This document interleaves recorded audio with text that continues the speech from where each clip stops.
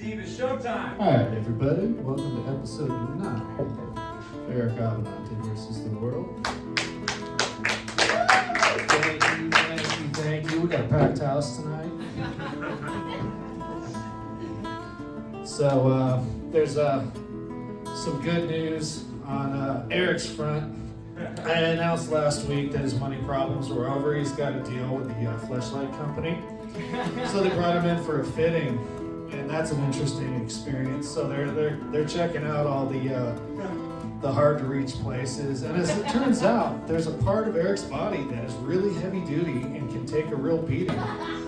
They checked him for cavity depth and girth, and they said he could take a pounding for Big Mike, but the rest of his body would be broken. Then they measured him on the front end, and they were like, well, that won't even work for like one of those little bullets, so they decided to make a novelty keychain out of it. Eric Abbenante, small writing, actual size on the other side, and they're just going to give it to you when you order the fleshlight. But he works hard. He was he was an Uber driver for a little while, and he was like the worst broke Uber driver you ever saw. Everybody gave him one yellow star.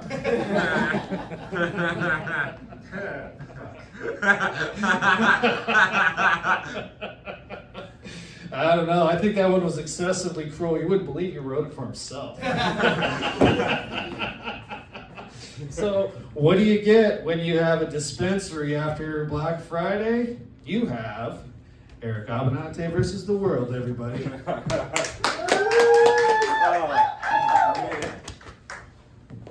Oh, thank you all so much. Eric Abbenante versus the World, episode 9. Groupies in the back, I tell you every week, I'm married, faithfully so, okay? Look, you can show me all the titties you want. It's not going to change my mind, because this is a political comedy show. Josh, put the titties away. Yeah, exactly. Exactly. The beautiful hair in the back. I have vision problems, so I get it all confused. Yeah, please, welcome to Eric Abbenante versus the World. Big time Jewish news producer, okay? Jew!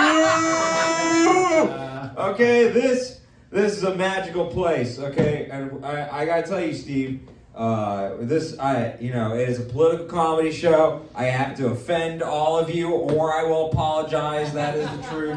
But my wife, she asked for a Hanukkah present. Like, what can she get me for Hanukkah?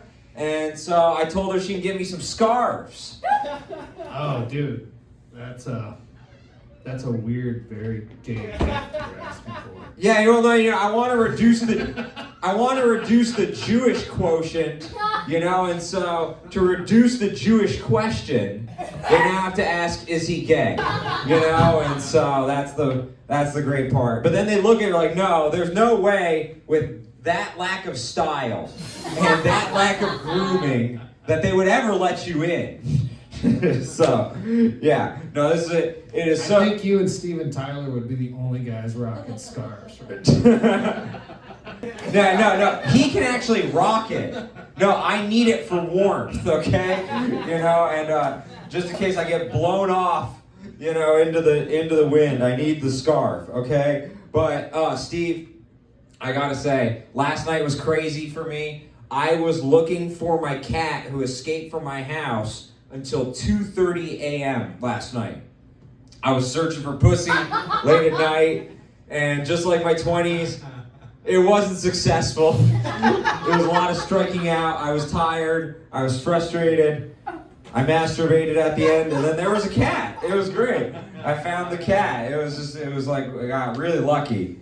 But yeah. So you're gonna rename it the clitoris now, so you can, so I can come over and help you find it. Yeah, exactly. Yeah, exactly. I can't find it myself. I need a real man to find my cat, and then it's gonna be a real shame. Honey, I lost the clitoris. She's like, I know. You've always been losing it. You've always been losing it. But we shoot this show every single week from the greatest dispensary in Texas, because laughter is the best medicine. Green Goddess Revival, the greatest dispensary in Texas, and some say the world. And please give a warm round of applause to Josh, the king of this place, Josh Pitzenbarger. I mean, he is in the credits as, I tried to stop him, but he was afraid of the lawsuit, and that was a good move on his part. But, I mean, okay, in cannabis news, the government shutdown, when they passed it, they put in a provision that where it was a resolution by Mitch McConnell to have a hemp-ban that starts next year, and it threatens great establishments like Green Goddess. Well, we have a heroine, okay? We have a Joan of Arc. Nancy Mace has introduced the Hemp Protection Act of 2025, and it actually could save places like Green Goddess and protect us from Mitch McConnell and all the other rhinos who introduced that Hemp Act. I mean, it's incredible that in this story that involves Nancy Mace, still not the biggest boobs in the story. The biggest boobs in the story, Mitch McConnell, you disgusting idiot. Okay? You should be happy that hemp is gracing this beautiful state. 9,000 establishments in this state alone. Who cares about jobs? Who cares? We got to get to the headlines. And it was Thanksgiving. This weekend, and us comedians are thankful for Trump, I gotta say. I gotta say, we are so thankful for Trump. I know you as citizens might not be thankful for him, but he provides material for us every week. Okay? And that's what a president should do. So much material. Oh my God. Too much material. So, some would call it the Epstein files in terms of material that he is providing. But it is a joke harvest every single week. Okay, it is a joke harvest. And we are thankful for Trump, and Trump is thankful that you have not seen the Epstein files. That is what he is thankful for. But yes, it is Thanksgiving. It is Thanksgiving, and I don't know if you actually went and got your food. I went to the grocery store. I went to Whole Foods, and Whole Foods is nice. I need to stop being Jewish and shop there more. It is great. They have like free samples. There's actual customer service. The carts aren't broken. And then chestnuts roasting on an open fire. Like it sounds like they have a band playing in the middle, but it's just great acoustics. And then you go to Kroger, because, I don't have everything at Whole Foods. You go to Kroger and it's, Mayday, Mayday, we close at 11. I repeat, we close at 11. They care more about the closing time at Kroger than the airport, okay? Like, my God. Going to Kroger on Thanksgiving Day, the last chopper out of Saigon was more organized. Oh, my goodness. But look, Steve, Thanksgiving this year is cheaper thanks to Trump. $2.90 cheaper than last year with Biden. Big money. Big savings for you and me. $2.90. If you were on Snap, 1,000% increase. 1,000% increase, because now you have to actually pay. But oh man, for us it's really nice. So look, this is great. Thanksgiving, Trump pardoned turkeys for Thanksgiving. I didn't even know they did that for real until Rick and Morty. Yeah, no, so they actually do that, and yes, the documentary Rick and Morty was the one that has discussed this. But yes, the turkeys actually get pardoned. One of them was named George Santos. Nice. And so what's crazy is, he pardoned the turkeys, and then it is tradition now in the Trump administration, 1,500 turkeys stormed the Capitol. Okay, and then the police didn't tear gas them; they smoked them.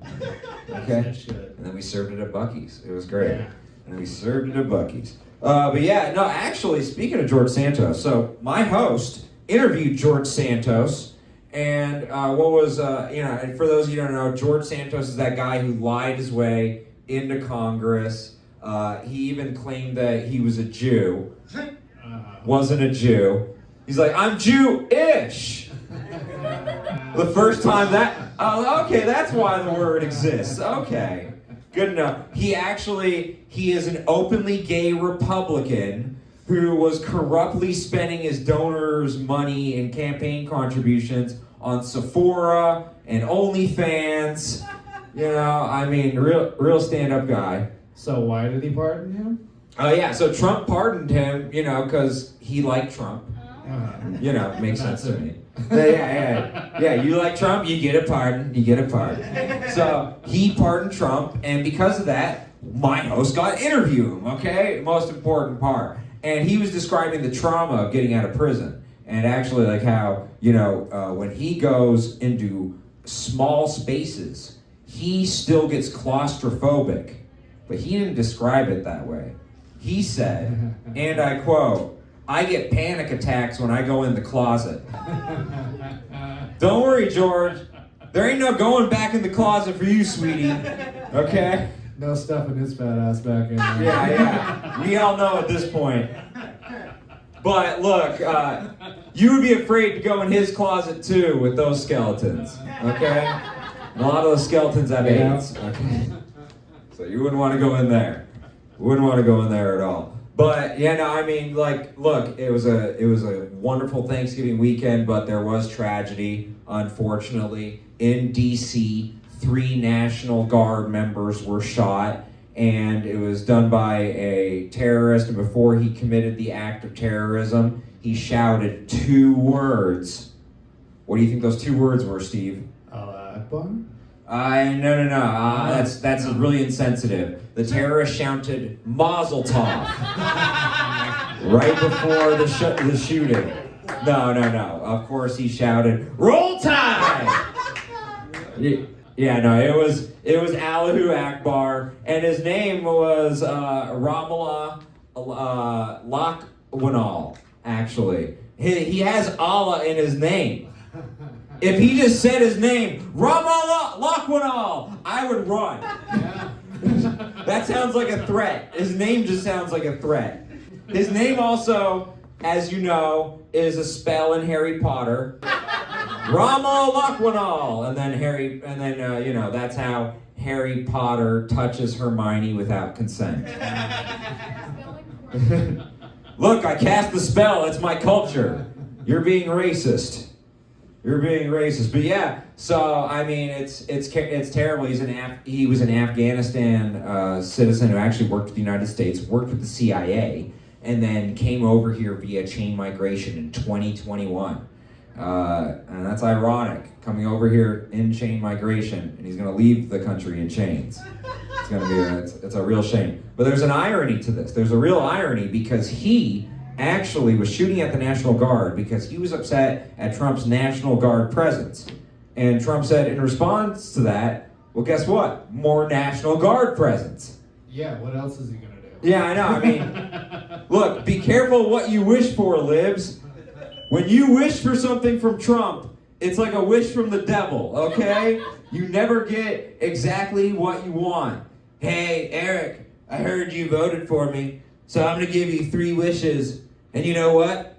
I'm going to use this sweet monkey's paw that I found on a construction site after I didn't pay somebody. It's good luck. Okay, sir. All right, well, my first wish, I wish for an America First foreign policy. Your wish is my command. I just bombed Iran. How is that an America First foreign policy, sir? I just bombed Iran for Israel. Oh, okay, well, thank you for clarifying, sir. I appreciate it. With my second wish, I wish for John Brennan and James Comey to be investigated. Your wish is my command. They are being investigated. Yes! To distract from the fact that I did not release the Epstein files. Ugh, it's so annoying. Oh, I got you, Trump. I wish for the Epstein files to be released. You're such a loser. Why would you even wish for that? Worst wish I've ever heard. Terrible wish. This guy's so bad at doing wishes. Worst wish ever. This is so frustrating. I mean, I'm not getting anything I want in this administration with my wishes, Trump. Oh, you think that's bad? You know, these liberals, they were wishing, oh, I wish someone would shoot at Trump. Your wish is my command. They missed. Now I'm gonna win the presidency. Yeah, you don't wanna give Trump any, you don't wanna wish from Trump. It's not a good idea. It's not a good idea at all. But what was crazy about this Thanksgiving rant when he announced that he was gonna add more presents to DC, you know, in response to the shooting, it was on Thanksgiving night at midnight Eastern. He posted this long screed about how we're ending migration from third world countries, and I quote, the governor of Minnesota, Tim Walz, is seriously retarded. Nice. Hard R? Yeah. Hard R on the retard, yeah. That is our president. Hey, executive order. Executive order, retard is cool again. You know, that is the big win of the Trump administration. But what was crazy is, so he goes on this long screed with that, right? And they posted a video of him at Thanksgiving, and he has a Trump grandchild in one hand, and he's got his phone in the other. And it's like, was he tweeting that with the baby in his hand? We're ending chain migration. Tim Walz is seriously retarded. Now, please say seriously retarded. Seriously retarded. Look at him saying seriously retarded at the age of 3. That's way ahead of usual. Us Trumps, we say seriously retarded way better than the average person. It's so impressive. Well, speaking of seriously retarded people and seriously retarded babies, let's get to the Democrats. Yeah, let's get to the Democrats. They have something very cool going on. Democrat Fight Club. Have you heard of this? No. Sounds sick. About the Democrat Fight Club. Yeah, finally they're doing something masculine, right? No, it's 6 Democrat senators who have a policy disagreement with Chuck Schumer. I was expecting some scratching and hair pulling. Yeah, I mean, like, look, they gotta stop with this marketing that is just meant to disappoint people, okay? Kamala Harris is a historic candidate. What was the history? First non-white bimbo to run for president. Not naked. Yeah, I know, it's just, wow, congrats. Oh, wow, we're making history here. But yeah, Democrat Fight Club, I was expecting Bernie Sanders. Hold me back! Hold me back! You know, AOC, she's not putting on weight. That's insensitive. She's moving up weight classes, okay, for the Democrat Fight Club. And then Nancy Pelosi's titties are so saggy, her knockers can knock you out. Because that's the hardest working titties in DC. Yeah, ask JFK. She's made so much money. Yeah, JFK loved those titties, and there's photographic evidence of that. Just staring at him, right? And he's like, those titties are worth getting your head shot off by the military-industrial complex. Ooh, nice. And then, it's just amazing. But look, what's terrible is, Black Friday also happened, but it was a solemn Black Friday. Very solemn, depressing Black Friday. It was the first Black Friday since 1990 where there were no rap songs on the top 40. Since 1990, this has never happened by this point in Black Friday history. And man, it's terrible. It's 2025, and the black card is finally declining. That's rough. That's rough. I hope you cashed in. Hope you guys cashed in on that black card. They're running out of credit. Running out of credit. Oof. And so and then what's crazy is the sneaker market, the resale sneaker market, has recently fallen off a cliff. Really? I wonder what happened. It's almost like, Snap, it's gone. Got rid of Snap. Got rid of EBT. That's what happened. But The really interesting thing that happened is it looks like we're about to get into war with Venezuela. You heard about this? So what's interesting about this is Venezuela has more oil than any other Middle Eastern country. That's a true fact. Venezuela has more oil than any other Middle Eastern country. And Trump, before he even ran for president, infamously said the thing that was wrong with the Iraq war wasn't the killing or wasn't the fake, weapons of mass destruction. No, it was, we should have taken the oil. Clearly. And for those of you who are like, Trump's a liar, look, you gotta be more accurate. Because that was the most honest thing I've ever heard a politician say on stage. And he repeated it 12 times. We should have taken the oil. What were they doing? What were they doing? Stupid. So, I'm a little nervous that we're going to go to war to take the oil from Venezuela. And then what makes matters worse is Chevron is the only company from America that they actually give oil rights to. ExxonMobil actually lost the rights in 2007. And so it kind of looks like not only are we going to war with Venezuela for the oil, we're going to war with Venezuela for ExxonMobil. What? Why?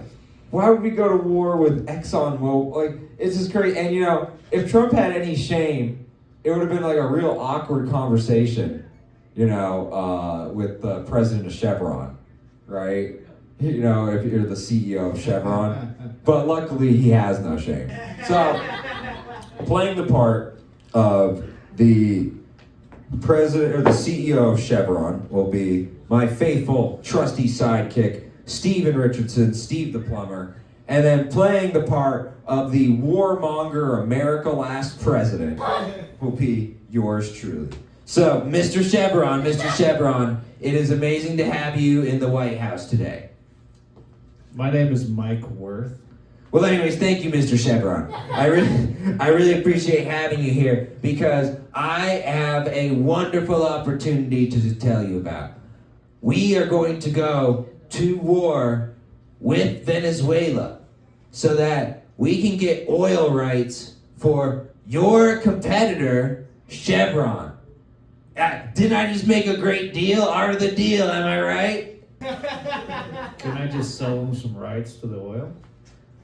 Yeah.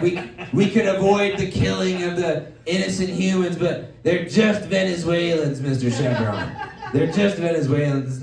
No one cares. No one cares besides the people called the Venezuelans, who I've never even heard of before today. Never even heard of. So, I'm telling you, this is a great opportunity. This is a great opportunity for both of us. Let me describe to you why. Because we're going to go to war, and guess what's going to happen?